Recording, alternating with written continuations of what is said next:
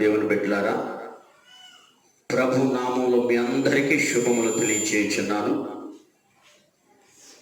మరొక మారు YouTube channel ద్వారా దేవుని యొక్క వర్తమానం వినడానికి ప్రభు మనందరికి ఇచ్చినటువంటి యొక్క మంచి సమయం కొరకు దేవునికి మహిమ కలుగును గాక.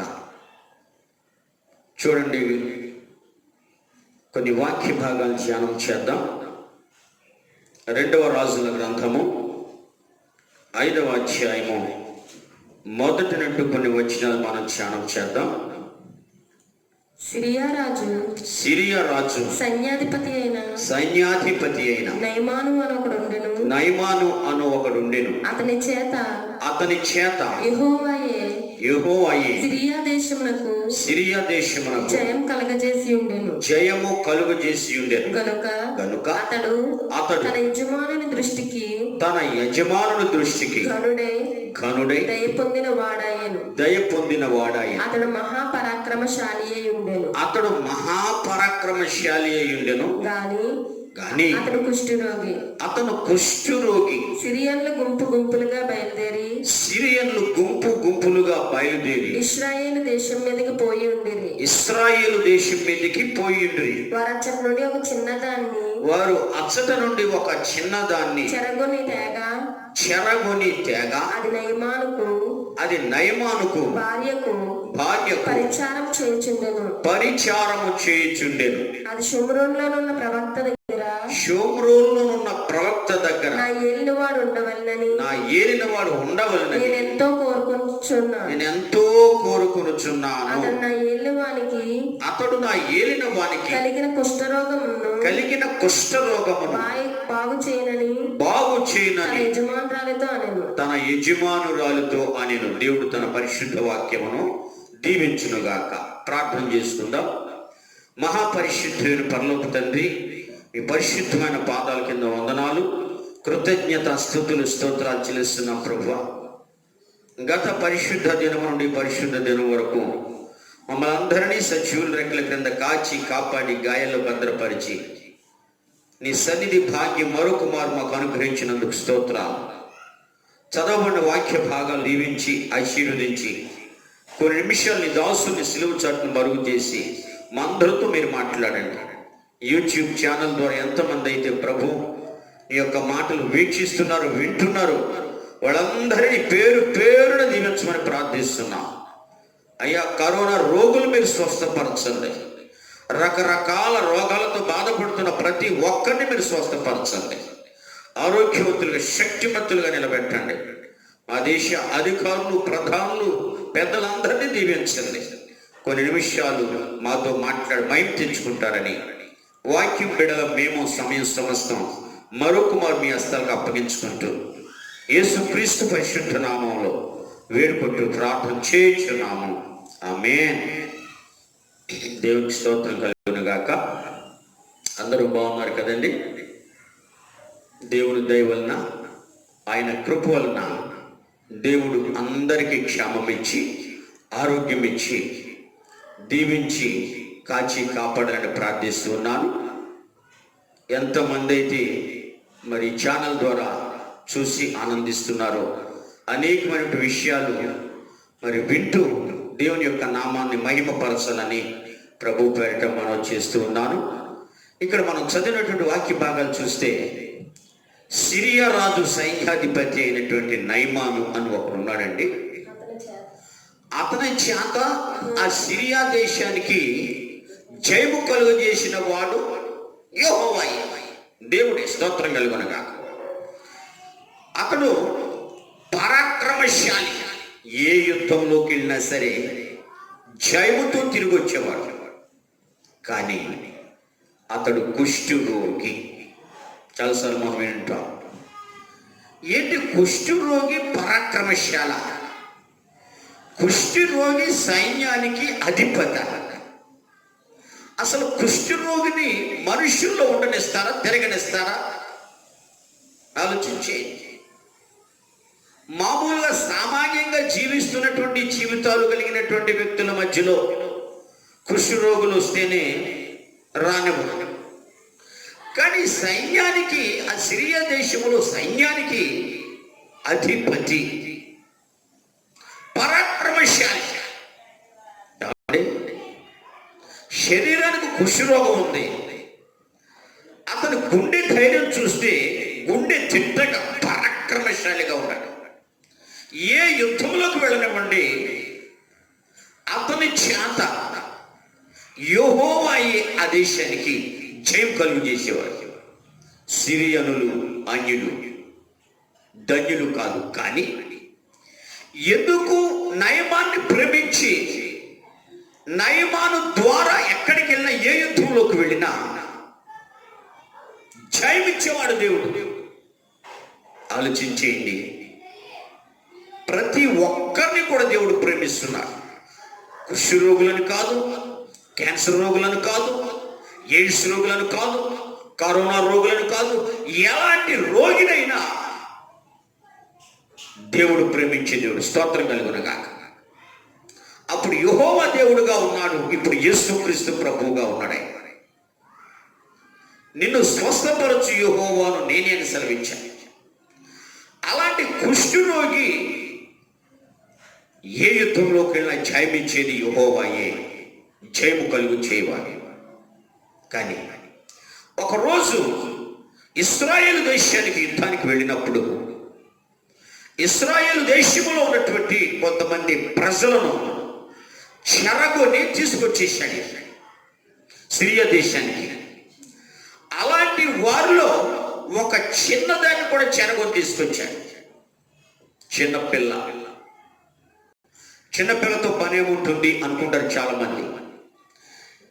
ఎవరిని ఎప్పుడు ఎక్కడ దేవుడు ఎలా వాడుకుంటాడో తెలియదండి. దేవునికి స్తోత్రం కలుగునగాక. చదివితే కింద వచ్చినాలు చదివితే సిరియన్లు గుంపులు గుంపులుగా బయలుదేరి, రెండవ వచ్చిన సిరియన్లు గుంపులు గుంపులుగా బయలుదేరి ఇశ్రాయేలు దేశమునకు పోయి ఉండిరి. వారు అచ్చట నుండి ఇశ్రాయేలు దేశం నుండి ఒక చిన్నదాన్ని చెరగొని సిరియా దేశానికి తీసుకొస్తే నయమానుకును తన భార్యకును పరిచారము చేయడానికి నయమాను ఇంట్లో పెట్టుకున్నాడు. ఆ చిన్నదాన్ని, ఒక చిన్నదాన్ని తీసుకొచ్చి నయమానికి పరిచర్య చేయడానికి, భార్యకు పరిచర్య చేయడానికి ఆ చిన్నదాన్ని వారింట్లో పెట్టుకున్నాడు. దేవునికి స్తోత్రం కలుగునగాక. అయితే పరిచర్య చేస్తుంది. కానీ కుష్ఠరోగి అయినటువంటి ఈ యొక్క నయమాను చూసినప్పుడు ఇదేంటి, మైగారు ఇంత యుద్ధంలో జయం తీసుకుని వస్తే ఇదేంటి ఇలాంటి రోగం?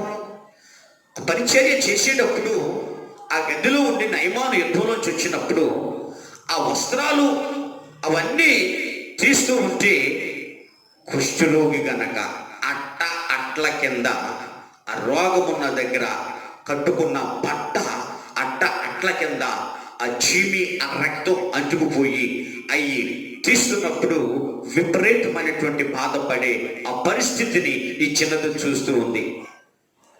అయితే నయమాన్తో ఏం చెప్పకుండా డైరెక్ట్గా నయమాను భార్య దగ్గరికి వెళ్ళి చెబుతుంది, అమ్మా అయ్యగారు స్థితి చూస్తుంటే నాకు చాలా బాధ వేస్తుంది, చాలా బాధపడిపోతున్నారు అయ్యగారు. ఆ బాధ నేను చూడలేకపోతున్నాను. కానీ అమ్మ, నేను చిన్నదాన్ని ఒక మాట మీకు తెలియచేస్తున్నాను. మీరు చూస్తే వేరే చోట పడుకుంటున్నారు, అయ్యగారు చూస్తే వేరే చోట పడుకుంటున్నారు. ఆయనకి కంచం వేరేగా ఉంది, మీకు కంచం వేరేగా ఉంది, మీ రూమ్ వేరేగా ఉంది, అయ్యగారు రూమ్ వేరేగా ఉంది. ఉన్నటువంటి రోగాన్ని బట్టి ఇద్దరు కలిసి భోజనం చేయలేని పరిస్థితి, ఇద్దరు కలిసి ఒక చోట పండుకోలేని పరిస్థితి, ఇద్దరు కలిసి ఒక చోట కూర్చొని మాట్లాడుకోలేని పరిస్థితి, ఆనందం లేదు, సంతోషం లేదు, సమాధానం లేదు, నెమ్మది లేని పరిస్థితుల్లో సంసార జీవితంలో భార్య భర్తల మధ్యలో ఏ విధమైన ఆనందము లేకుండా వాళ్ళిద్దరూ కూడా చెరో గదిలో పడుకుంటూ చెరో ప్లేట్లో తింటూ దూరంగా ఉంటూ గడుపుతున్నటువంటి ఆ యొక్క స్థితి పరిస్థితులన్నీ కూడా ఈ చిన్నది గమనించి నయమాను భార్య దగ్గరికి వెళ్ళి చెప్తుంది. ఏమని చెప్తుందని చూడండి అక్కడ మాటలో. అది షోమ్రోన్లో ఉన్న ప్రవక్త దగ్గర అది షోమ్రోన్లోనున్న ఒక ప్రవక్త ఉన్నాడు. షోమ్రోన్లో నా ఏళ్ళువాడు ఉండవల్లని నా ఏలిన వాడైనటువంటి నయమాను షోమ్రులో ఉన్న ప్రవక్త దగ్గరికి వెళితే ఆయన బాగుపడతాడు. ఈ చిన్నపిల్లకి ఎందుకండి, పరిచర్య చేసి భోజనం చేసి ఒక పక్కన కూర్చొని ఆడుకోకుండా, ఒక పక్కన కూర్చుని తన పనేంటో చూసుకోకుండా, చిన్నపిల్ల చెప్తే ఎవరైనా మాట వింటారా? చిన్నపిల్ల కదా నీకేం తెలుసు అంటారా? ఎవరు చిన్నపిల్ల మాటలు పెద్దగా పట్టించుకోవచ్చు. కానీ ఇక్కడ ఈ చిన్నపిల్ల చేసిన గొప్ప కార్యం ఏంటంటే, పెద్ద కార్యము. నయమాను భార్య దగ్గర చెప్తుంది, షోమ్రోన్లో ఉన్నటువంటి ప్రవక్త దగ్గర నా ఏలిన వాడు ఉంటే అతడు బాగుపడతాడు. స్తోత్రం కలుగునుగా. చూడండి మరి ఒకసారి ఆ వచ్చిన భాగం చదువుకుందాం. షోమ్రోన్లో ఉన్న ప్రవక్త దగ్గర షోమ్రోన్లో ఉన్న ప్రవక్త దగ్గర నా ఏళ్ళువాడు ఉండవలని నా ఏలినవాడు ఉండవలనని నేనెంతో కోరుచున్నాను. అతడు నా ఏళ్ళువానికి కలిగిన కుష్ఠరోగమును అక్కడ నా ఏలిన వానికి కలిగిన కుష్ఠరోగమును బాగు చేయనని తన యజమానురాలితో అనెను. బాగు చేయునని తన యజమానురాలుతో అనేను. స్తోత్రం. చిన్న పిల్ల దేవుడు చేసే గొప్ప కార్యాలు ఇశ్రాయేలు దేశము చిన్నది కాబట్టి, ఇశ్రాయేలు దేవుడైనటువంటి యెహోవాను గురించి ఎన్నో అద్భుతాలు విన్నటువంటి బిడ్డ, చూసిన బిడ్డ, అయినటువంటి బిడ్డ. ఇశ్రాయేలు దేవుడు యావత్ ప్రపంచ దేశాల్లో గొప్ప దేవుడు అన్న సంగతి అందరికీ తెలిసిన సత్యం, నిజం.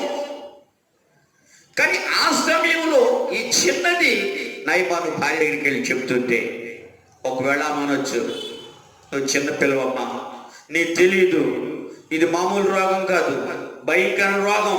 ఒకసారి వచ్చిందంటే దీనికి స్వస్థత ఉండదు, దీనికి తగ్గుదల ఉండదు, దీనికి మెడిసిన్ లేదు, ఏమి చేసిన ప్రయోజనం కలగదు అని ఒకవేళ ఉండొచ్చు. కానీ ప్రతిరోజు కూడా ఈ చిన్నది నయమాను భార్య దగ్గరికి వెళ్ళి చెబుతూ ఉండడం నిజంగా ఒక గొప్ప సంగతి. ప్రతిరోజు చూస్తుంది కాబట్టి యుద్ధానికి వెళ్ళి వచ్చినప్పుడు, బయటకు వెళ్ళి వచ్చినప్పుడు తన డ్యూటీ ప్రకారం వెళ్ళి రాజుగారి దగ్గరికి వెళ్ళి రాజును కలిసి ఆ యొక్క సైన్యాన్ని ఏ విధంగా ఉందో చూసుకుని వచ్చి అప్పుడు ఇవన్నీ తీస్తూ ఉంటే అతడు పడే బాధ వర్ణనాతీతం. అంత భయంకరమైన బాధపడుతున్నటువంటి నయమాన్ని ప్రతిరోజు కూడా చూస్తుంది ఈమె. అందుకని ప్రతిరోజు అమ్మగారి దగ్గరికి వెళ్ళి, షోమ్రులో ఉన్న నా ప్రాప్త దగ్గరికి వెళితే నా యజమానుడు నా ఏలిన వాడు బాగుపడతాడు, స్వస్థత పొందుతాడు. సాధారణంగా నమ్మలేని పరిస్థితి. చిన్న పిల్ల మాటలు ఎవరు నమ్మరు, కానీ నమ్మాలి. దేవుడు చేసే అద్భుతం ఎవరి ద్వారా ఏ విధంగా ఆయన కార్యం చేయించుకుంటాడో తెలియదు. కానీ అక్కడ ఏం జరుగుతుంది చూడండి. కింద వచ్చిన చూస్తే 4వ వచనం. నయమాను రాజునద్దకు పోయి ఇశ్రాయేలు దేశపు చిన్నది చెప్పిన మాటలను అతనికి తెలియచేయగా, సిరియా రాజు నేను ఇశ్రాయేలు రాజునకు దూత చేత పత్రిక పంపించదనని ఆజ్ఞ ఇచ్చెను. గనుక అతడు 20 మణుగుల వెండియు 20 మణుగుల వెండియు 1,20,000 రూపాయల బంగారు 1,20,000 రూపాయల బంగారమును 10 దుస్తుల బట్టలను తీసుకొని పోయి ఇశ్రాయేలు రాజునకు పత్రికను అప్పగించిన దేవునికి స్తోత్రం కలుగునుగా. చూడండి, అన్యుడే, నయమాను అన్యుడే. కానీ ఇశ్రాయేల్లో ఉన్నటువంటి ప్రవక్త దగ్గరికి వెళ్ళాలి అంటే వట్టి చేతులతో వెళ్ళకూడదు. మన హైందవ సహోదరులు వాళ్ళ యొక్క మందిరానికి వెళ్ళేటప్పుడు చేతులు ఊరికిలా ఊపించుకుంటూ వెళ్ళరండి, వట్టి చేతులతో వెళ్ళరండి. వెళ్ళేటప్పుడు ఏదో ఒకటి పండో ఫలమో ఏదో ఒకటి తీసుకుని వెళతారు. ఈయన సైన్యాధ్యక్షుడు కాబట్టి, అధిపతి కాబట్టి, పరాక్రమశాలి కాబట్టి 20 మణుగులు వెండి 1,20,000 రూపాయల విలువ కలిగినటువంటి బంగారము 10 దుస్తుల బట్టలు ఇవన్నీ కూడా తీసుకెళ్ళాడండి. ఎప్పుడు కూడా చూడండి, మనం కూడా ఎవరి దగ్గరికన్నా వెళ్ళేటప్పుడు ఏదో ఒకటి మనం పట్టుకెళ్తూ ఉంటాం. అలాగే దేవుని ప్రవక్త దగ్గరికి వెళ్ళేటప్పుడు, దేవుని దాసుల దగ్గరికి వెళ్ళేటప్పుడు, దేవుని సన్నిధికి వెళ్ళేటప్పుడు ఏదో ఒకటి నువ్వు తీసుకుని వెళితే నీ ఆశీర్వాదం నువ్వు పొందుకుంటావు. స్తోత్రం కలుగునగాక. అందుకే చూడండి, దైవజనులు ఏదైనా గృహానికి వెళ్ళినప్పుడు వారు అడుగు పెట్టి ప్రార్థన చేసిన తర్వాత కొంతమంది అంటారు, అయ్య గారండి ఏమీ అనుకోవద్దండి, మేమేమీ అనుకోవద్దు దేవుని సేవకులుగా మీరు అనుకుంటూ ఉంటారు. అలా అనుకోకుండా ఉండడం కోసం నేనంటాను, ఒక గ్లాసు మంచినీళ్ళు చాలు. స్తోత్రం కలుగునగాక. ఆలోచించేది ఆ విధంగా ఆ మంచినీళ్ళు తాగి ప్రార్థన చేసి మనం రావాలి. కానీ కొంతమంది ఆ విధంగా ఉండలేదు, ఆలోచించాలని మనం చేస్తున్నాం. కానీ ఇక్కడ 1,20,000 బంగారాన్ని పట్టుకెళ్ళాడు. 1,20,000 రూపాయలు విలువ కలిగినటువంటి 10 దుస్తులు, బట్టలు ఇవన్నీ తీసుకుని ఒక పత్రిక రాసిచ్చాడు సిరియా రాజు. ఇశ్రాయేల్ రాజుకి అవి పట్టుకుని తీసుకుని వెళ్ళినప్పుడు అక్కడ ఏం జరిగింది చూడండి. ఆ రాజు గారు ఇవి అందుకున్నప్పుడు ఆ పత్రికలో ఉన్న సంగతి ఏదనగా, ఆ పత్రికలో ఉన్న సంగతి ఏదనగా, నా సేవకుడైన నయమానుకు కలిగిన కుష్ఠరోగమును నీవు బాగు చేయవలనని ఈ పత్రికను అతని చేత నీకు పంపించున్నాను. ఈ పత్రికను అతని చేత పంపించుచున్నాను. చూశారండి, రాజుగారి దగ్గరికి వెళ్ళిపోయింది పత్రిక. కానుక రాజుగారి దగ్గరికి వెళ్ళిపోయింది. రాజుగారు ఇశ్రాయేల్ రాజు స్వస్థపరుస్తాడా? ఇశ్రాయేల్ రాజు ప్రార్థన చేస్తాడా? ఆలోచించేయండి. ఇశ్రాయేల్ రాజు అనుకుంటున్నాడు, ఏంటి చంపడానికి, బ్రతికించడానికి, కుష్ఠు రోగాన్ని మాన్పడానికి నా యొద్దకు ఇతడు పప్పుట ఏంటి? ఈ విధంగా కయ్యానికి కాలు దూవడం తప్ప నేనేం చేయగలను? నయమానేమో ఆ రోగాన్ని నయం చేసుకోవడానికి వచ్చాడు. ఈయనేమో ఏదో విధంగా యుద్ధం రేప చూస్తున్నాడు అనుకుని బాధపడుతూ ఉంటే అప్పుడు ప్రవక్త అంటాడండి, అక్కడ ఎలీషా ప్రవక్త 8వ వచనంలో, ఇశ్రాయేలు రాజు తన వస్త్రమును చింపుకొనిన సంగతిని దావీదుడైన ఎలీషాకు వినబడినప్పుడు అతడు నీ వస్త్రములు నీవెందుకు చింపుకున్నావు? ఇశ్రాయేల్లో ప్రవక్త ఒకడున్నాడని అతనికి తెలియబడినట్లు అతనికి నా యొద్దకు రానిమ్ము అని రాజులకు వర్తమానం చేశాను. దేవునికి స్తోత్రం కలుగునుగాక. నువ్వెందుకయ్యా బట్టలు చింపుకుంటావు? ఇశ్రాయేలు దేవుడు గొప్ప దేవుడు. ఇశ్రాయేల్లో ప్రవక్త ఉన్నాడు కదా, ఆ ప్రవక్త దగ్గరకు పంపించు. చాలా సంతోషం. నువ్వు వెళ్ళి పలానా ప్రవక్త పలానా చోట ఉన్నావు, అతని కలువు, ఆయన చెప్పింది చెయ్యని రాజు పంపినప్పుడు సరిగ్గా ప్రవక్త దగ్గరికి వచ్చాడండి. ప్రవక్త దగ్గరికి రాగానే ప్రవక్త అన్న ఒక గొప్ప మంచి మాట చూడండి. అక్కడ ప్రవక్త దగ్గరికి వచ్చినప్పుడు ఏమంటాడు ప్రవక్త? ఎలీషా, నీవు యోర్దాను నదికి పోయి 7 మార్లు స్నానం చేయము. 7 మార్లు స్నానం చేయి. నీ ఒళ్ళు మరలా బాగై నీవు శుద్ధుడు వగుదు అని అతనితో చెప్పుటకు ఒక దూతను పంపెను. స్తోత్రం. నువ్వు శుద్ధుడు అవుతావు, నువ్వు బాగుపడతావు, నువ్వు వెళ్ళు, పలానా యోర్దాను నది ఉంది, ఆ నదిలో నువ్వు 7 సార్లు మునిగితే నువ్వు బాగవుతావు, నీ ఒళ్ళు మరలా బాగవుతుంది, పసిపిల్లకి ఆవలడి వచ్చేస్తుంది, నువ్వు వెళ్ళు అన్నప్పుడు ప్రవక్త చెప్పింది చెయ్యాలా వద్దా? ఈనాడు దైవజనులు చెప్పింది ఎవరు చేస్తున్నారండి? దేవుని సేవకుడు చెప్తుంటే ఎవరు చేస్తున్నారు? దేవుని సేవకుడి మీద తిరగబడే వాళ్ళు ఉన్నారు కొంతమంది. దేవుని సేవకుడు మాట వినటువంటి వాళ్ళు ఉన్నారండి. నయమాను చాలా కోపం వచ్చేసిందట.